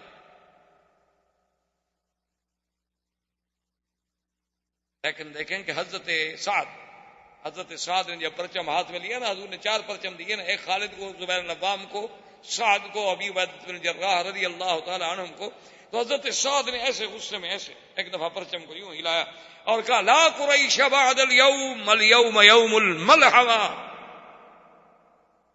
میں نے کہا صحابہ تیار ہو جاؤ، آج کے بعد قریش کا بچہ نظر نہیں آئے، اور آج دن ہے ہم اپنے خون کا بدلہ لیں گے. حضور نے فرمایا ٹھہر جاؤ، فرمایا پرچم واپس کر دو. یہ دین تلوار سے پھیلا ہے. حضور نے فرمایا سعد کیا کہہ رہے ہو، الیوم یوم الملحمہ نہیں، الیوم یوم المکرمہ. آج عزت کا دن ہے، تکریم کا دن ہے. الیوم یعز قریش، آج اللہ قریش کو عزت دیں گے، ذلت نہیں. ہم کسی کو ذلت دینے کے لیے تو نہیں آئے، ہم تو عزت دینے کے لیے. واپس کرو پرچم واپس کیا. لیکن دیکھیں حضور صلی اللہ علیہ وسلم کی فراست. آپ جانتے تھے کہ سعد تو انصار کا سردار ہے، اگر اس سے پرچم واپس لے لیا ہے ہم نے تو انصار کے دل پر تو چوٹ لگے گی نا. تو حضور نے فوراً اس کے بیٹے کو بلایا، کیسے اپنے سعد کو پرچم دے. سیاست مدن پر کتنی نظر تھی میرے نبی کی صلی اللہ علیہ وسلم.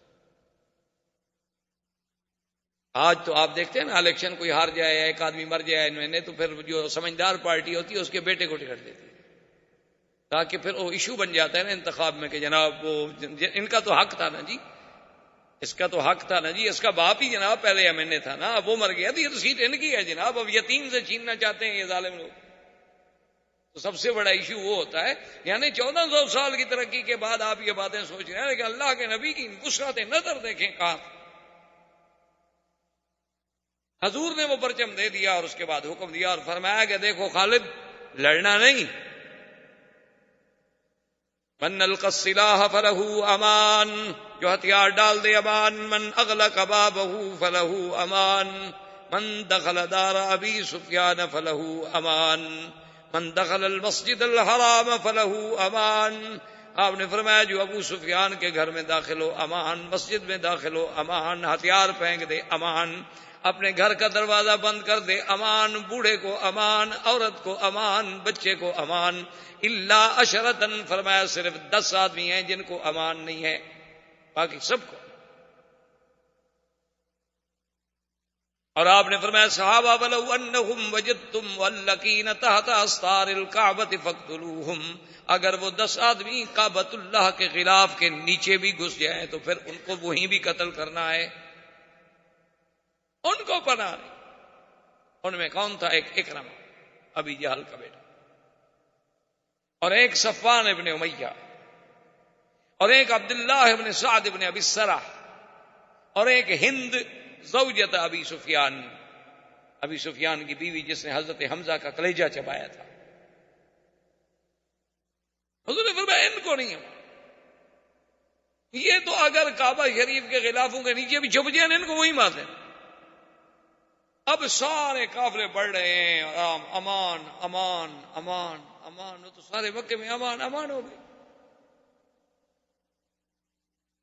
صرف خالد ابن الولید جو ہیں یہ جس طرف سے آ رہے تھے، اس لڑکا وہ علاقہ شاید ابھی آپ لوگوں نے مکے میں رہتے ہوئے دیکھا ہو، جس کو ابھی آپ شیب عامر کہتے ہیں. جب آپ یعنی غزہ میں جائیں آگے جفالی سے پھر آپ رائٹ پہ جائیں تو شیب عامر سے جب آپ جائیں گے تو آگے علاقہ ہے ملاوی جسے کہتے ہیں.